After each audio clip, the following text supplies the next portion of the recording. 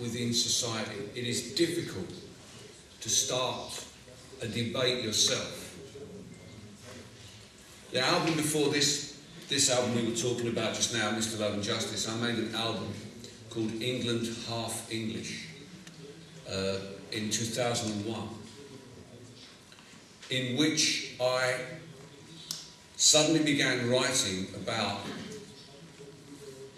the politics of identity and suggesting that we on the left should embrace these politics. Now this is obviously counter to the internationalism of socialism, which I passionately believe in. I am an internationalist. But I felt strongly that in order to counter the rise of the far right, particularly the British National Party, we needed to address this issue, to create a debate about an inclusive society, how we would live in a society that was inclusive. Now, traditionally, on the left, we have always rejected nationalism of all kinds. In Britain, this left a vacuum of which it was very easy for the far right to occupy. So by our refusal to engage in this debate, we allowed the fascists to define who does and who does not belong in Britain. And this idea was counter to everything that I'd done before, counter to the politics of the 1980s and the 1990s that defined me, to such an extent that I actually wrote a song called England Half English, which was based on an Algerian song called The Song of the Exiles. The actual tune, if you listen to the song, the tune is an exile, a song called The Song of the Exiles. And my band, who play world music, they were riffing on it, and I picked up on it. And they sang me some of the lyrics of this song.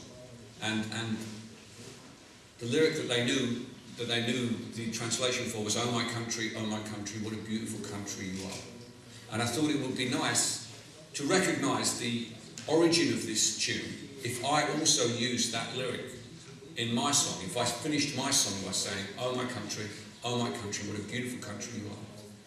And when I first began to play this song to my audience, friends of mine, fellow leftists, said to me, you're just being ironic, aren't you?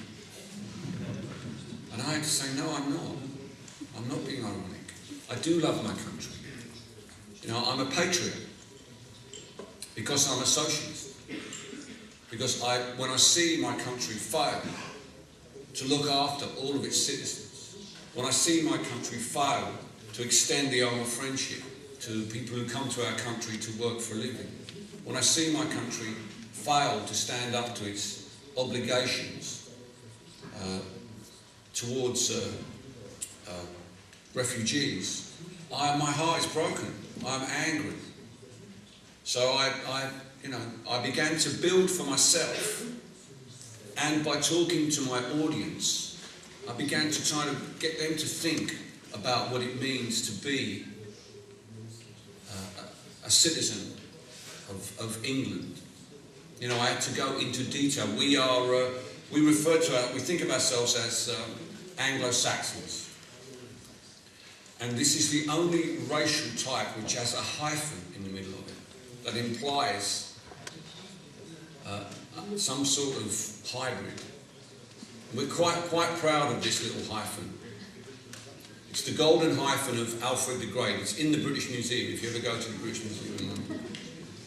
But nobody kind of thought about these things. So rather than make a political statement about nationalism, I had to go into the cultural aspects of Englishness and start to try and build from that.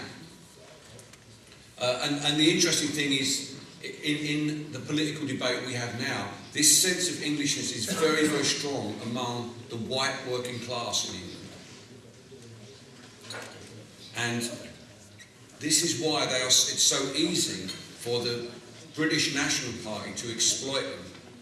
The people who are voting for the fascists in my hometown where I was born, where they've been very successful, are white, working class, low skilled voters who go, traditional Labour voters, who go from voting to the Labour Party, voting for the Labour Party, directly to voting for a fascist party. They do not vote for the Conservatives and the Liberals, they go directly from one to the other. And the only way, I believe, to counter this is not to tell them they're stupid, and not to tell them that they're illogical, but to understand better the economic global situation that has left them to be that there is nobody willing any longer to defend them in mainstream politics apart from the far right who wish to exploit their genuine concerns about access to free healthcare, access to education. There are genuine concerns, but the fascists come and they change these concerns into fear on the doorstep. And if we wish to counter this, we have to get into that conversation.